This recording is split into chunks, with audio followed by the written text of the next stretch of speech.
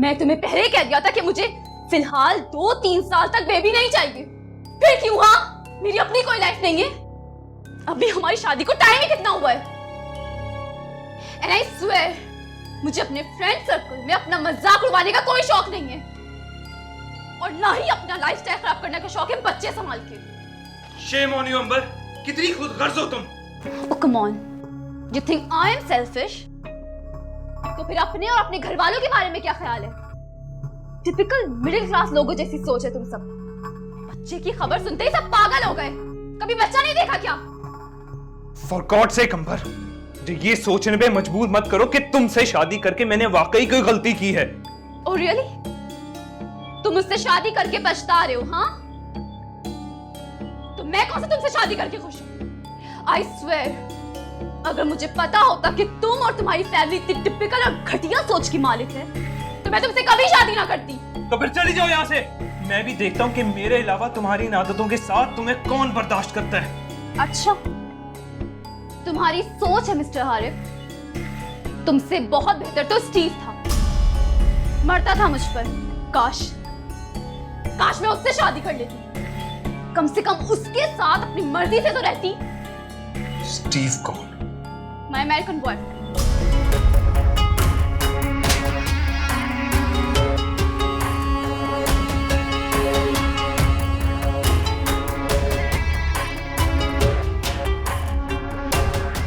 तुमने मुझ पर हाथ उठाया, मुझ पर।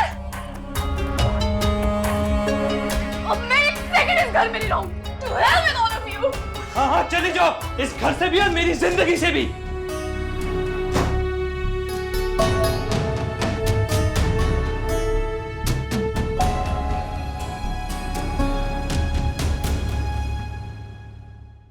हारिफ, यहाँ आओ बेटे।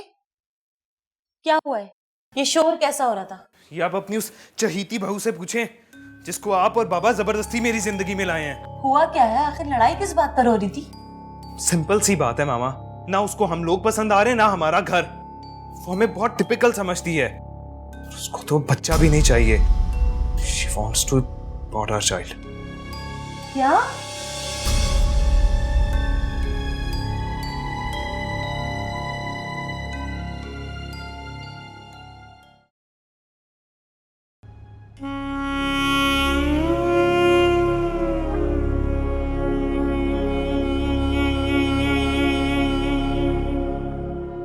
हाँ,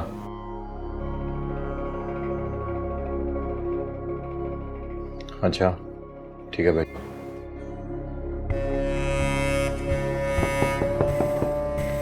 यस, आ जाए। सर, आपको एक बात बतानी थी। जी। आपकी गैर मौजूदगी में ज़ीशान साहब और वो लड़की एनी दोनों ये दोनों क्या? ये दोनों रात देर तक बैठे रहते थे। एक दिन पूरा दफ्तर खाली हो गया, सब चले गए। मैं लाइट्स वगैरह ऑफ करने आया तो ज़ीशान साहब खिसक कर निकल गए। फिर बाद में मिस एनी के कमरे से निकली। और कुछ? बस और कुछ नहीं। मिस एनी कुछ ढूंढ रही थी शानी साहब के कमरे में। कुछ साथ लेके गई? नहीं सर, इसलिए तो मैं कह रहा हूँ दफ्तर में कैमरे लगवाएं। तुमसे मशवरा नहीं मांगा मैंने। तुम सिर्फ आते जाते गेट पे नजर रखा करो। जाओ यहाँ से।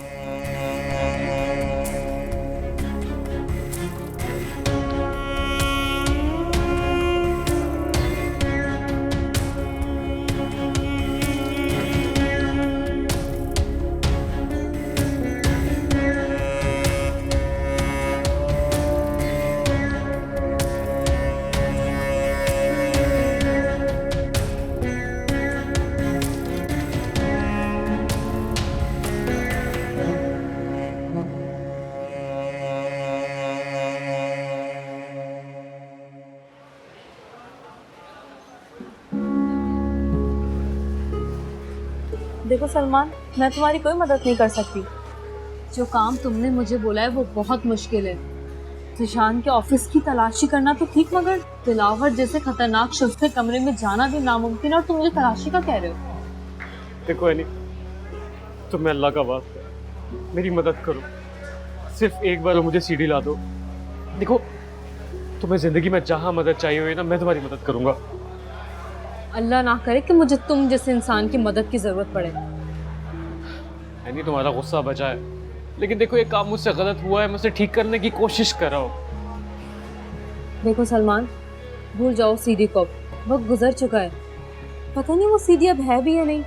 नहीं यानी वो सीडी वहीं पर ही है और मुझे वो सीडी हर हाल में चाहिए।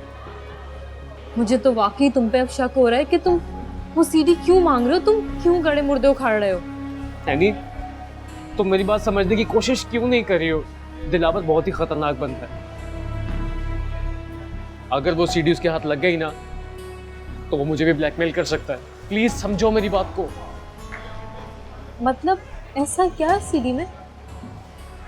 तो तुम्हें हर बात समझानी पड़ती है। प्लीज एक बार मेरा ये काम कर दो, मुझे वो सीडी हर हाल में ला दो प्लीज। देखो मैं कोशिश करूंगी, मैं खुद काफी दिन से एजेंसी नहीं गई हूँ। जिस दिन फोटोशूट होगा मैं उस दिन ट्राई करूंगी। Thank you Ari, thank you so much.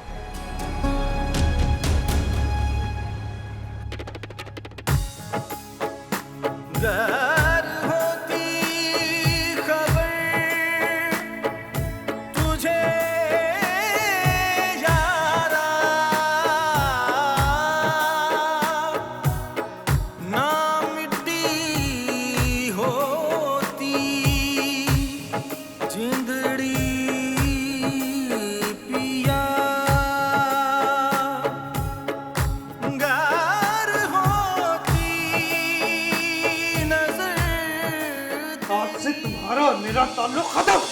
अरे मेरी बात सुनो। अरे प्लीज मुझे छोड़ के मत जाए, मुझे मेरी सफाई देने का मौका दो। अरे प्लीज मुझसे हाथ मत लगाना मुझे। अफसोस कि तुम्हें इस हालत में तलाक नहीं दे सकता, वरना मैं इसी वक्त ये ताल्लुक खत्म कर देता। अरे